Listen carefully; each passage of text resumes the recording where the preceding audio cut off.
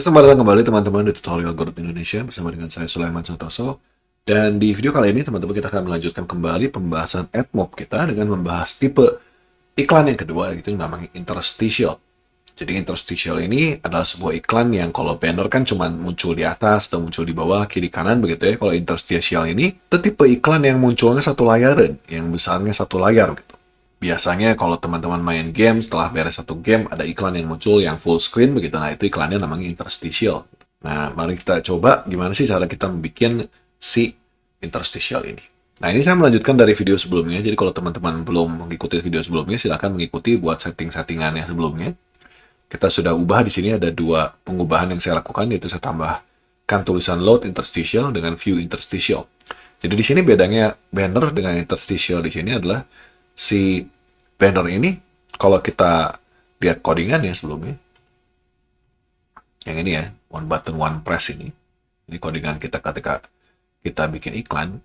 Begitu kita load ad seperti ini, teman-teman, kita akan menampilkan si bannernya. Nah, kalau untuk interstitial rada beda gitu ya, teman-teman, sedikit berbeda.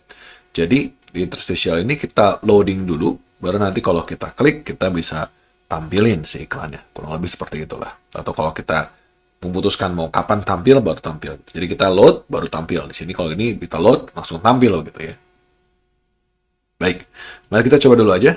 Nah, seperti yang sebelumnya juga teman-teman, si tipe iklan ini juga ada di dalam dokumentasi dari Pongi Studios juga kalau teman-teman pengen baca. Dan juga kita juga tetap harus menggunakan yang namanya test unit ID. Sama seperti yang kita gunakan di dalam si banner. Jadi kita akan pasang si unit ID-nya ini. Kita copy dulu ya.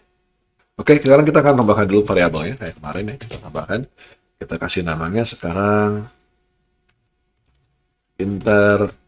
add deh. Interstitial add. Gitu. Kita dapat dari tipenya interstitial add. Fungsi reading-nya tidak diubah karena tetap sama. Yaitu initialize mobile ads ini berlaku untuk semua jenis iklan. Jadi kita tetap biarkan saja. Dan kita akan tambahkan satu buah function aja deh buat ngeload gitu ya. Kita perkecil dulu aja biar nggak mengganggu gitu ya. Dan kita masuk function namanya load interstitial. Kalau mau teman-teman kasih return value boleh, nggak dikasih juga boleh. Ini tergantung seleranya aja. Kalau teman-teman sudah biasa menggunakan bahasa yang strong typing, mending pakai sih. Saya menyarankan lebih baik menggunakan yang seperti ini karena lebih jelas dan juga lebih mempermudah kita juga gitu untuk ke depan. Oke, nah di sini teman-teman kita harus ngeload interstitialnya. Pertama kali kita harus pastikan dulu bahwa si variable interstitial add ini sudah ada atau belum. Nah, di sini saya pengennya setiap kali kita ngeload interstitial ini, saya pengen supaya si interadd variable ini dibuat ulang. Jadi kalau sebelumnya ketika kita punya si banner ini, kita punya create view di sini kan.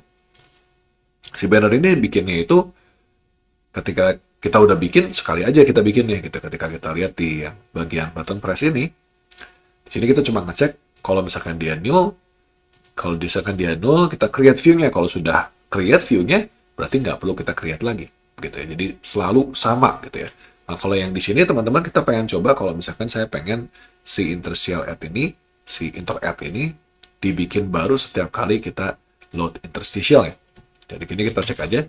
Kalau misalkan sudah ada si interadd ini, kalau udah ada ya, maka kita mau destroy. Nah, ini kita bikin dulu aja deh, function destroy.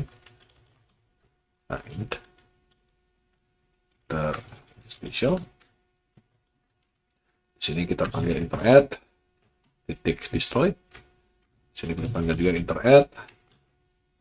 Ini sama dengan yang fungsi destroy view di sini ya. Jadi kalau misalkan di sini masih ada interadd-nya, kita destroy.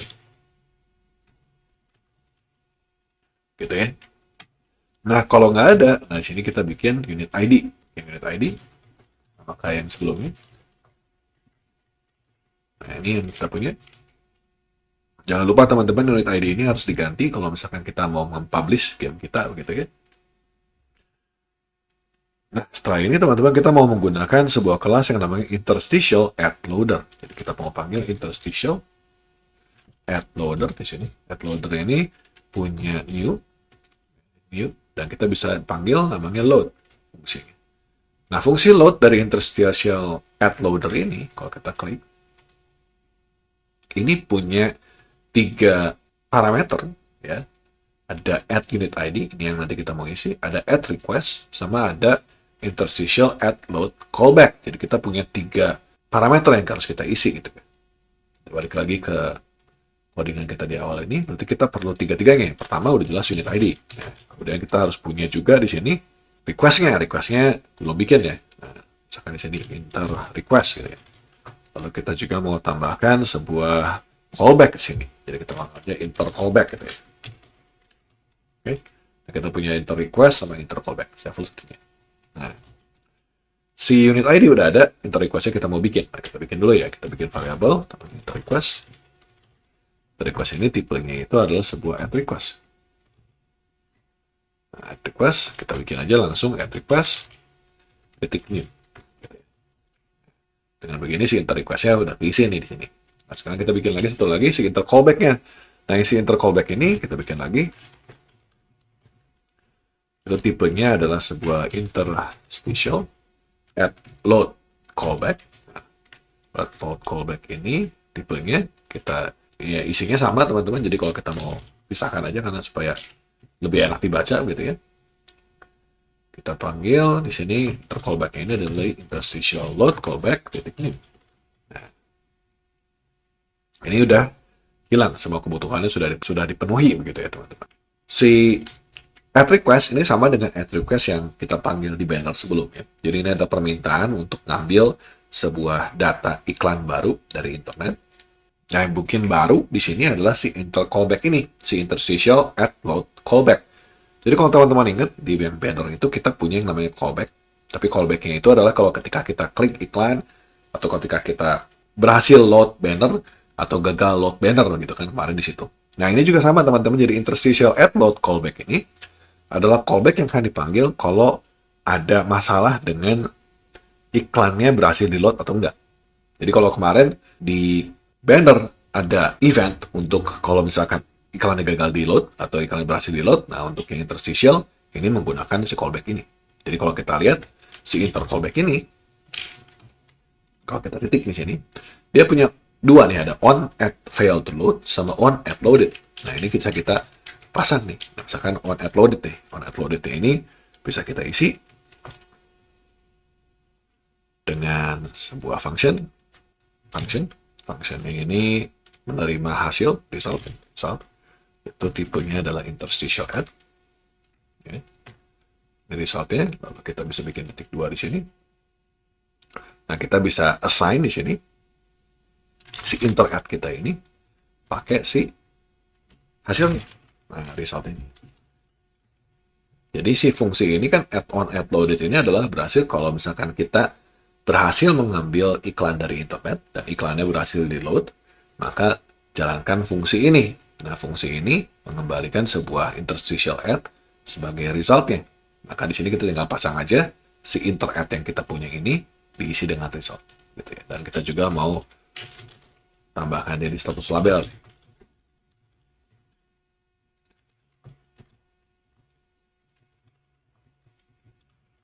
Nah, misalkan begini. Kita juga bisa panggil si inter callback ini untuk kalau misalkan yang si iklannya itu gagal. Kalau iklannya gagal, teman-teman si parameternya bukan lagi result, tapi errornya.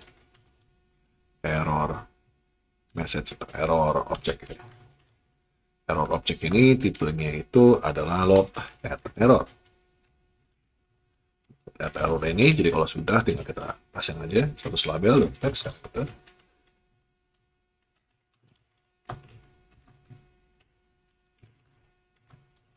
Misalkan begitu. Oke. Nah, ini kita udah pasang 2 callback ya, baru kita operkan dia ke sini.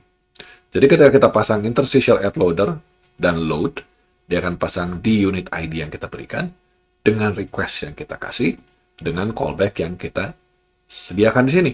Jadi kalau ini udah jalan, berhasil meload iklannya, dia akan menampilkan status ini. Oke, nah kita mau pasang si load ini sekarang ke dalam si fungsi button kita ya. Jadi kita punya button kan tadi. Button load interstitial ini kita mau pasang. Si buttonnya on press, kita pasang on button 2 press.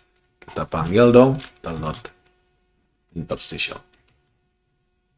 Nah, sudah di load begini teman-teman, baru kita bisa tampilin. Maka di button 3 di sini, saya panggil button press-nya. Lalu kita bilang kalau sudah ditampilin, di sini mau tampilin iklannya. Kalau misalkan interact-nya ada, tolong panggil interact titik show. Gini ya. Yuk, mari kita coba dulu aja. Kita coba jalanin. Oke, ini hasilnya teman-teman. Kita sudah jalankan si aplikasinya. Kita coba load interstitial. Nah, itu bilang, lihat di sini ada tulisan interstitial ads loaded successfully. Berarti kita sudah berhasil dapat iklannya. Kalau kita pengen view, tinggal kita klik aja. Nah, ini adalah contoh interstitial ad yang sudah kita hasilkan. Nah, kalau kita sudah berhasil ngeklik sekali itu si interstitial ad-nya, kalau kita klik lagi teman-teman, ini nggak nunjukin teman-teman, nggak show. Jadi kalau kamu pengen show lagi, kita bikin baru lagi, kita klik lagi load interstitial ini. Nah, kita view lagi. Nah, baru ternyata teman-teman kita sudah punya tampilan iklan yang baru lagi. Oke ya. Nah, itu caranya untuk kita menampilkan interstitial ads gitu ya. Nah, tapi kalau di banner kemarin teman-teman kita punya callback kalau misalkan kita ngeklik iklannya atau kalau iklannya kita cancel ada pengetahuannya, ada eventnya begitu ya, supaya jadi kita tahu kalau misalkan user itu ngeklik iklan kita, open iklan kita atau enggak gitu ya. Nah, kalau misalkan kita menggunakan si interstitial ini, ada nggak caranya? Oh, ternyata ada teman-teman. Kita punya callback yang lain. Jadi callback-nya sekarang dibagi dua kalau untuk interstitial. Kalau kemarin bannernya dijadiin satu si callback-nya. Kalau sekarang di sini callback-nya itu ada dua. Untuk yang add load callback ini adalah callback yang khusus buat masalah loading. Masalah loading ads-nya. Tapi kalau kita pengen mengetahui event yang terjadi ketika si iklannya tampil, kita mesti lihatnya di dalam si yang namanya full screen callback. Jadi kita mau bikin satu buah variabel baru lagi di atas. Namanya full screen callback. Gitu aja, full screen callback. Ini tipenya adalah full screen content callback. Kita mau pasang aja di function ready teman-teman. Setelah si initialize ini, kita mau bikin si full screen ini, full screen callback ini titik ini on add click-nya mau ngapain, on add dismiss-nya mau ngapain, on add fail to show ngapain, add impression ngapain, on add show full screen content apain. Jadi sini fungsi-fungsi yang tersedia teman-teman. Kalau diklik, kalau di dismiss, ya, kalau diklik di close begitu ya. Kalau misalnya di fail to show, kalau dia ternyata entah kenapa nggak berhasil show. Kalau misalkan dia berhasil show, dan kalau show full screen content. Oke, kita mau coba dulu yang beberapa kayak add click gitu ya. Add click ini kita mau tambahin.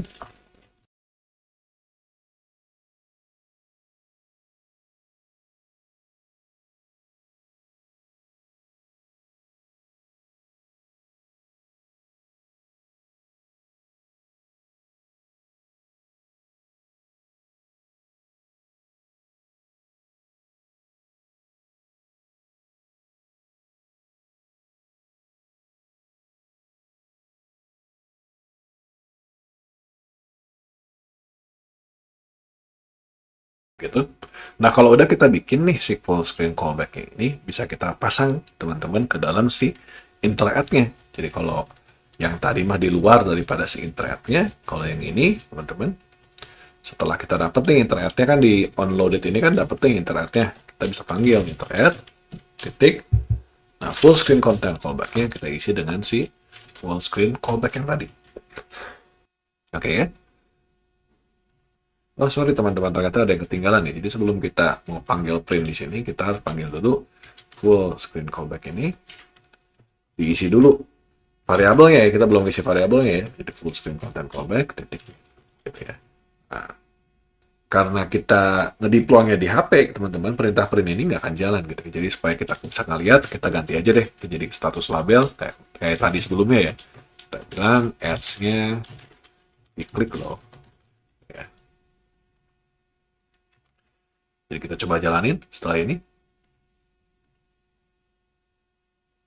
Oke, ini hasil jadinya ya, aplikasi kita. Kita load it successfully, view interstitial. Saya begini, kita klik si iklannya. Ya, kita balik lagi ke aplikasi. Oke, kita tutup. Dan kita bisa lihat, kita punya ads-nya diklik loh. Gitu ya. Nah, itu caranya kita menggunakan si interstitial ad. Oh, jangan lupa juga teman-teman, kalau misalkan sama seperti yang banner, kalau misalnya kita sudah selesai dengan si interstitial ad ini, jangan lupa di destroy teman-teman. Jadi ketika kita exit tree, selain destroy view, kita mau destroy juga si interstitial. Aku rasa cukup teman-teman mengenai si iklan interstitial ini. Kalau misalnya teman-teman pengen tahu cara yang terbaik menggunakan interstitial ads gitu ya, teman-teman bisa lihat di dokumentasinya Poyeng Studios, dia juga ada best practice-nya nih untuk interstitial ads ini gitu ya. Ada cara-caranya yang menurut dia terbaik kalau kita pengen nampilin interstitial ads. Itu ada beberapa hal yang perlu kita pikirkan gitu ya. Oke, bila konten ini bermanfaat buat teman-teman, silakan boleh like, boleh komen, boleh subscribe, boleh share juga ke teman-teman yang lain. Kita ketemu di video-video berikutnya. Terima kasih banyak atas perhatiannya.